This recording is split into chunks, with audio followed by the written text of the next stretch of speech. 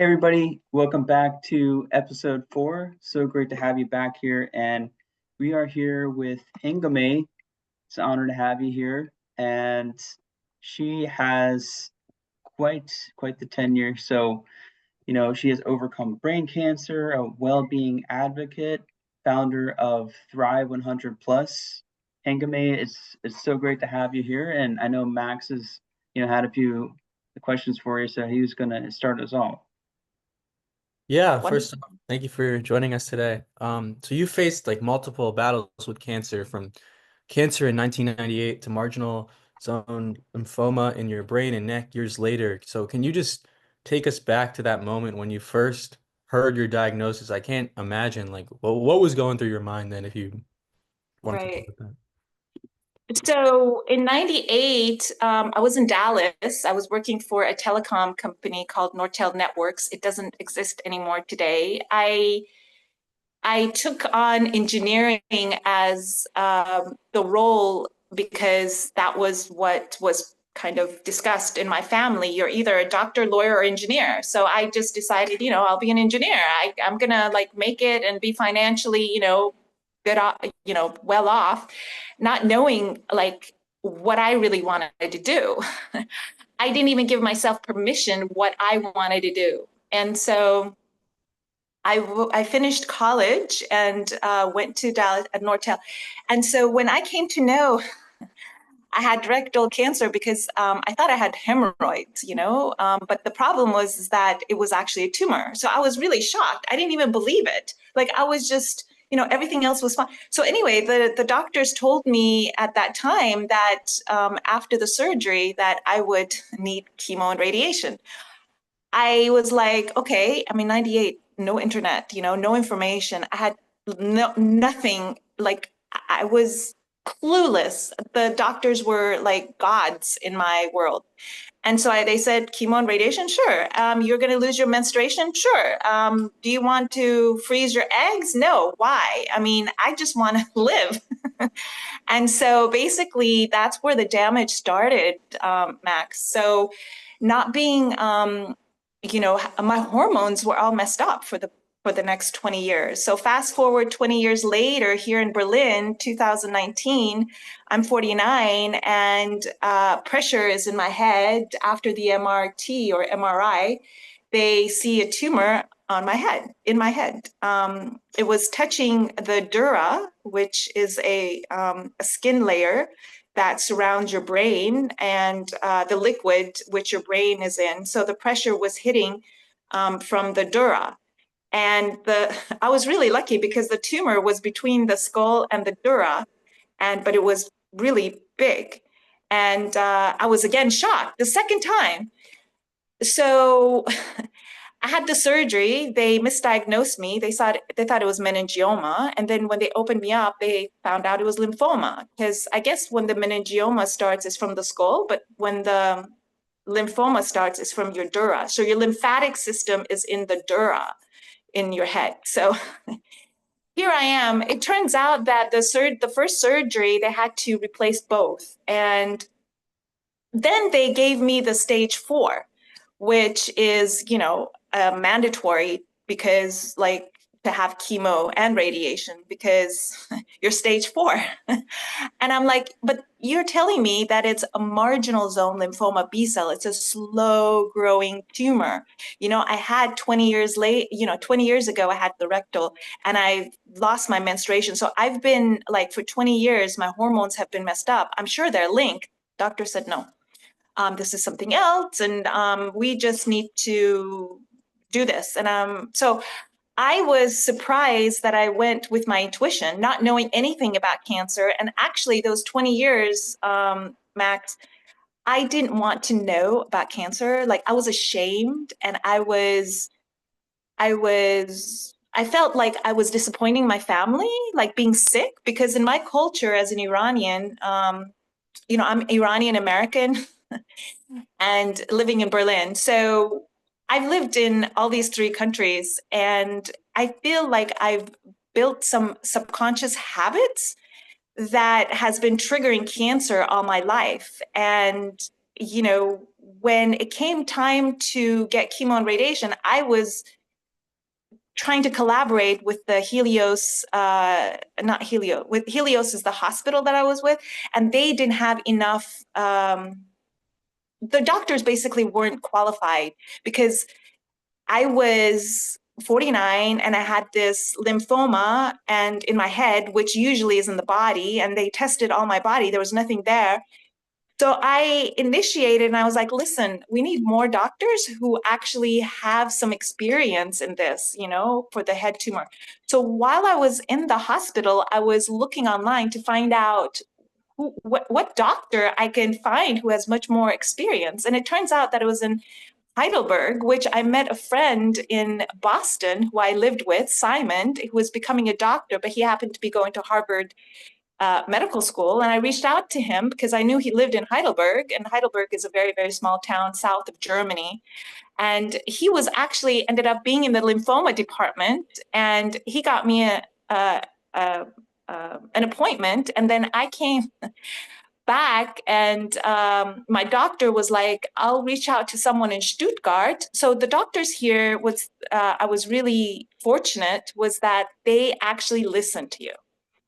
There's not just one doctor that works on you, they work together in combination. It's, you know, it's more, I mean, now it's getting to become more capitalistic, but actually it's a socialist, and the culture is different here. So they discuss with more doctors, but the fact that they didn't collaborate with another hospital who was an expert in the brain tumor surprised me, and they were in Germany. So I actually went there, came back, told them, and they came back and said, okay, if she doesn't have the tumor, after the surgery, if she doesn't, if basically, if there's no cancer in her head, we don't need to do anything. Let's just wait.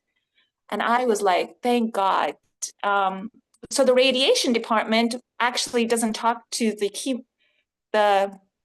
people who actually give you the chemo, the doctor that gives you the chemo, and then the doctor that gives you the radiation, they don't really collaborate either. So I decided to go to the radiation department and talk to her and say if they could also collaborate with the Heidelberg team. And she basically returned, and she was surprised. She was like, of course, they're the gurus.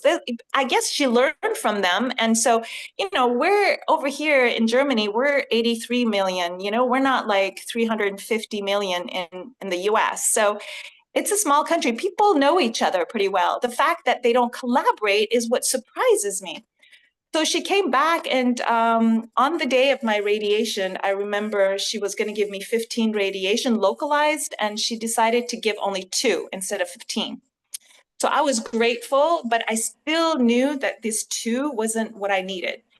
That was enough for me not to heal, because there was liquid still, you know, passing through the dura and coming out.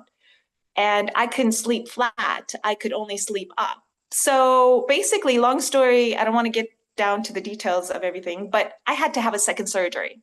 So in 2019, not only did I have the first one in June, but I had one in December. And they took a piece of my skin on my thigh area and replaced it in the dura, because the dura was plastic. So she was really, I had a chef doctor.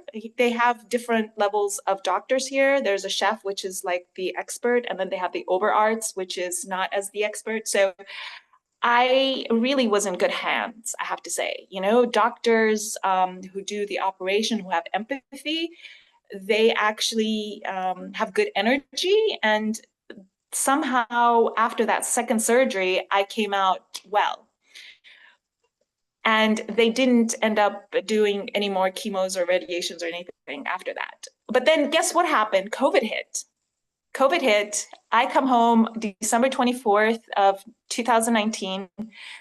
I went to rehab because I've been through so much. Like my whole 2019 was wiped out. So 2020, I come home from rehab, and my mom was with me during this whole time. And she had gone back to the US. She lives in Atlanta. then the COVID hits and I'm like, oh my gosh, what should I do? I mean, I can't go out. I just had cancer. Oh my gosh, did I make the right decision? Was I going against the doctors? Do I need to go back to the hospital? Is the cancer coming back? So I just had to calm myself down with yoga. I got my yoga certificate. I got my life coaching certificate. I got my, Patrick McQuain's Oxygen Advantage certificate. I was just basically online. I was even getting my JavaScript certificate. Everything was in the brain. I was like, I got to make this brain like just thriving. I thought, okay, learn. Guess what? That actually, I mean, it was good, but it wasn't the only thing I should have been focused on. You know how we become addicted to something and we just do that one thing over and over? Actually, we need to be well balanced, because what happened was I took a job and as a software, as a tester, because I did that in my testing days, and actually came back in the neck area in 2022. And I had to go through a PET scan, which they went through the whole body to find out if there's any parts, anywhere else. And it turned out that it was only 6 here, 1 underneath my armpit, and just a little bit in the bone area. So I'm like, oh my gosh, what's going to happen now? So I talked to the doctors and they're like, we've been with you for 2.5, 3 years now, because 2019 till 22 of June. We want to work with you. And if you feel that we'll just do watch and wait. That's what we decided to do, because we know your history. And thank God I've been with the same doctor, the oncologist. Actually, he's a hematologist. And it's a systematic cancer. The only 2 systematic cancers are leukemia and your lymphatic system, because you don't operate on those. They just use chemotherapy and radiation. And I think because in the olden days, they actually did operate you, but then when they would take something out, the tumor, then it would come somewhere else. So basically the way the cancer manifests itself in those areas, because it's all connected, now they have like hematologist, very focused. So whenever you hear hematologist, they're kind of like an oncologist plus, if you can think about it. It's not just the organs. And so I was like, watch and wait. So that was when I got serious with myself, Maxwell. That's when I started changing. My mind started changing. I started my self-development journey, actually, because all of these certificates that I had and learned, I kind of like, this was like a wake-up call. It's like, I've been, triggering cancer all my life. For God's sakes, when I was 28, I probably was triggering it a decade before that. Cancer just doesn't pop up. It's in your system for a long time. So I'm thinking to myself, I'm 52, and I'm thinking to myself, oh my gosh, like literally, I have to change my lifestyle.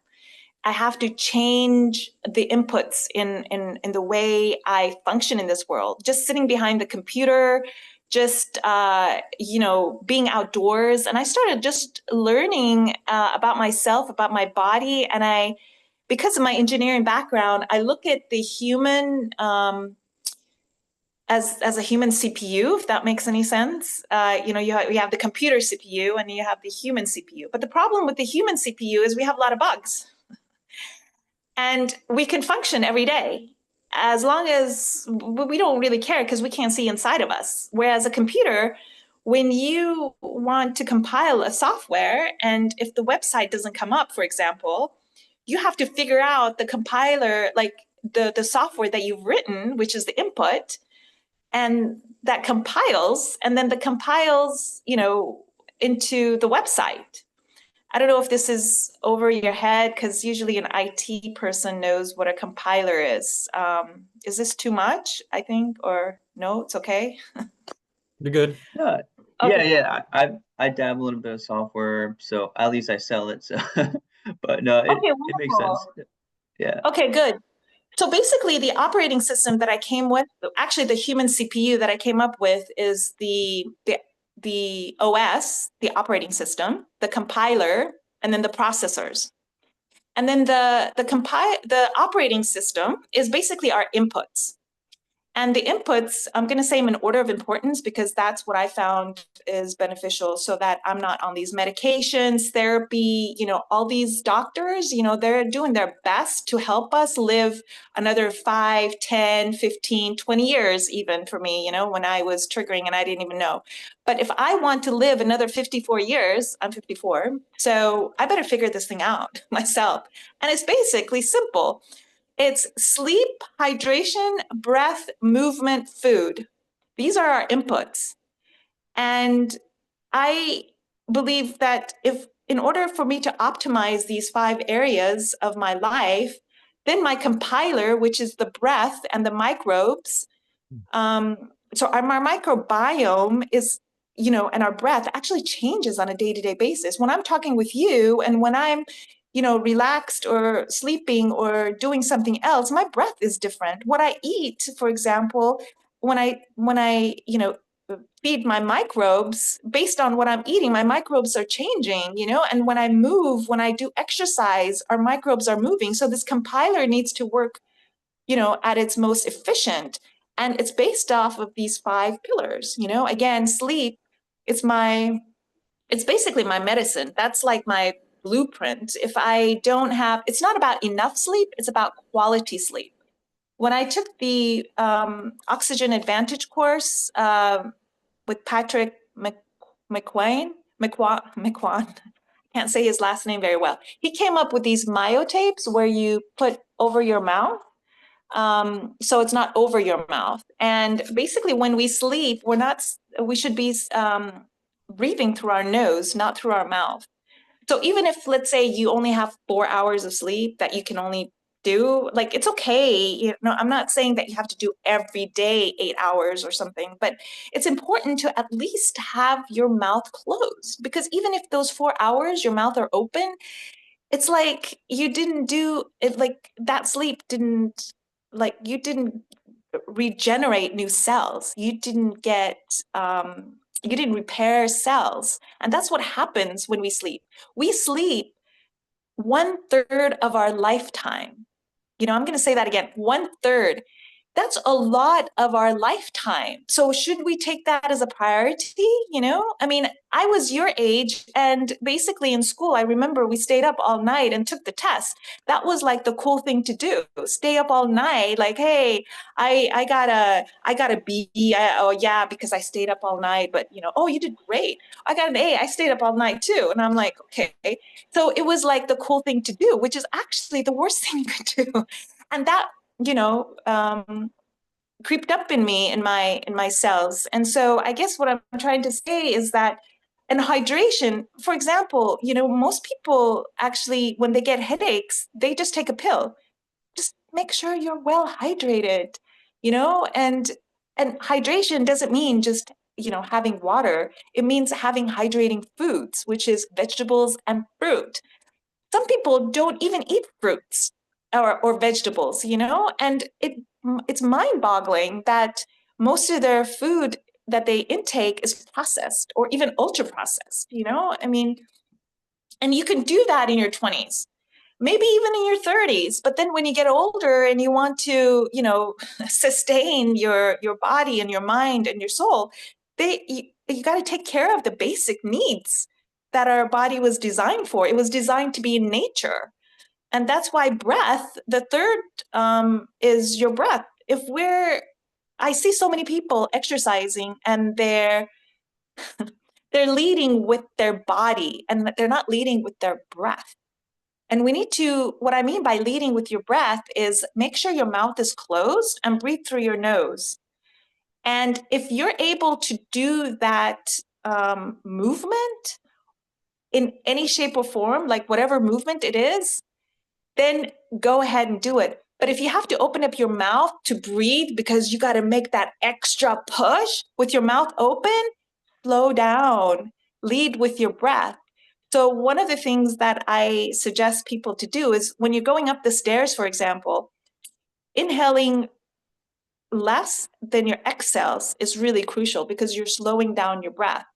So when you're going up the stairs, the first step that you take, go ahead and just inhale on that one.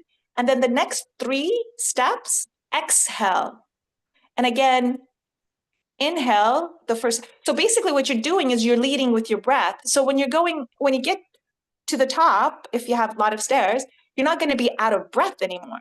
So that's just one of my, different breath exercises. But basically, it's really important that we, just like the way we exercise our body and our brain, our breath is, without it, we can't live.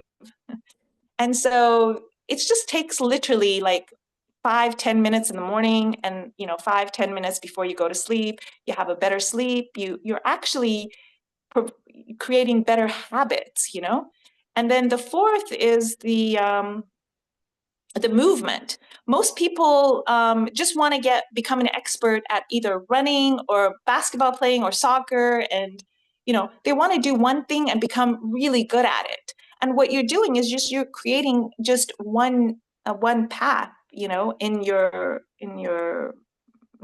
brain, like your neuroplasticity. Whereas if you introduce new moves, you're actually going to be sweating and your heart is going to be beating. But these new moves are kind of like a little bit awkward, I would have to say. Like you have to do ground movements. You got to do, things that are just abnormal, like just weird. But you're getting to know your body. You're working on your intricacies of your muscles inside your, body. And so you're not doing the same thing over and over again, because I see people getting injured and they're, doing things that are it's very competitive, right? That's why we want to be good at something, is because we want to be the best at, running that marathon. I did it in 4 hours. I'll do it in, I don't know, 3 and 50 minutes, 10 minutes earlier. I mean, hi, what's the point? And so the fifth one is food. Yeah. So we live in a time where we have abundance of food, and all of this food we just choose based on our taste buds. And actually, our microbes are not happy. And when we get older, as we age, we need to be diversifying our microbes.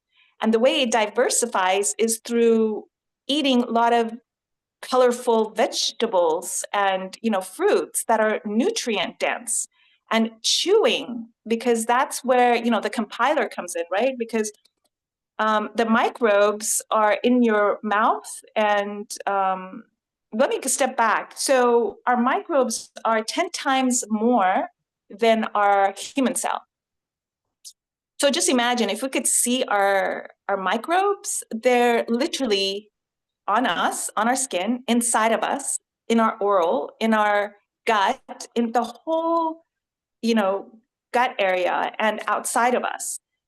So basically anything that any cream that we put on our hands or our face, if you look at the ingredient section, like there's a lot of stuff that's not really good, but we just tap it on thinking, oh, this is great and stuff. But our microbes are like, oh, freaking out. That's why people have so much, like allergies and, facial issues and stuff. And also it's with the food they take. So I look at people, and honestly, when I was young, I've never seen acne as it is today. It is really bad. And I really feel bad because they grew up on food and God knows what else, like skincare routines that they do that is really hurting their skin. And that's their sensitive part. Everybody manifests things differently in their body. Just because I manifested cancer doesn't mean that person with acne is going to have cancer. They're going to have acne, And so we all create disease. Even being overweight is a disease. It's just that today we don't call it a disease because people want to be accepted the way they are. And I understand that, because we have so much, especially women, they have, self-consciousness around their bodies. And I understand that, but we can't just accept being overweight. So everything that puts us at dis-ease is what I hope to help people at ease. And so it's everyone. So I don't have a niche of people. It's whoever resonates with my, human CPU. So the microbes, when we eat food, we have to chew them a lot because digestion starts from the mouth. And if we're not digesting with our oral microbes and we just swallow things down, and here we are in the gut, and our microbes are thinking, what's going on? Like, why didn't it get digested? So we don't even absorb some of the food that are nutrient dense well. For example, smoothies. I posted on LinkedIn the other day about why are we mashing all these good vegetables and fruits and everything, and we're just dumping it down, and we should be chewing all of that, and so for example, my body gets into a high sugar spike, or basically I just go in diarrhea mode if I take a smoothie. So I just make sure I just chew everything, and I don't eat that much because my body wasn't meant to eat so much. But if you're going to go, to the gym and work out and pump yourself up, you got to be, drinking that stuff down, because I guess they take that for hydration purposes. But anyways, they're over consuming, basically. That's why they're so big, because they need to keep up with all their protein and everything. So I guess what I wanted to make sure that I say is that the compiler, microbe, and breath is something that is on a day-to-day basis, and it changes. And our cells actually change every 7 years, different parts, different times. But 7 years is literally, so you can actually, if you're sick or ill, or you can actually reverse everything. And then the processor is our brain, our heart, and our gut. Those are the communications, it basically all communicates through our nervous system. So basically, if we want these three to work at their optimum, once we put in the inputs, and our compiler works well, then the whole communication in our nervous system and our hormones, which are like all over the place, they just need to work more efficiently. And I believe that the soul is actually, once this is at its optimum, the soul will I believe that the soul is how everything aligns together. I don't like to say and in between, like I just say body, mind, soul, is because that's how I reached it, and that's how I aligned it, and that's how I've been in remission for 2.5 years, if that makes sense, because I've accepted my cancer. Cancer is part of me, Cancer is not something to kill or fight against. I don't like these words that people use, fight and you're a survivor. Like that's why I went through the chemo and radiation in 1998, is because I thought I was a survivor, but actually I was just killing all these good microbes that got depleted. Like when I was your age, the diversity of my microbes in my gut, like, I don't know, it just got damaged because I literally had to go to the hospital. I was losing a lot of electrolytes, and it was really harsh for my body. But because the doctor said it was aggressive cancer, I thought, okay, I guess I have to do it. And mindlessly going through what the doctor tells you, it's dangerous, actually.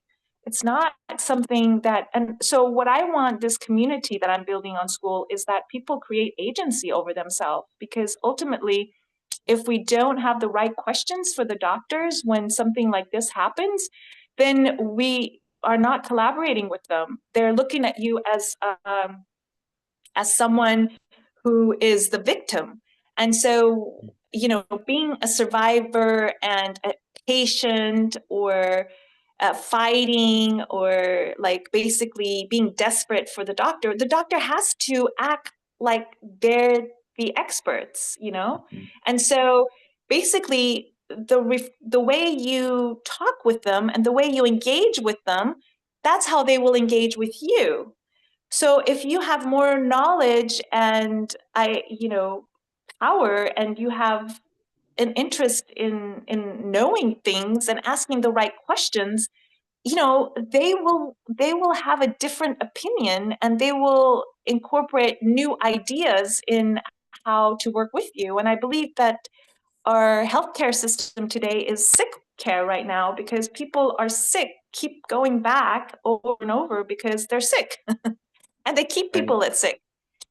But so I'm here to help anyone who wants to listen about how to go from dis-ease to ease and get on this agency path, or I don't know if you call it self-awareness. Yeah. Absolutely. And Hengameh, can you please share where can our listeners go to find out more, to learn more about your journey, your work? So the last year I've been on LinkedIn, so you can just reach out to me on LinkedIn. I've been documenting my story there almost every day, not every day, but let's say 6 times a week. Mhm. And I wanted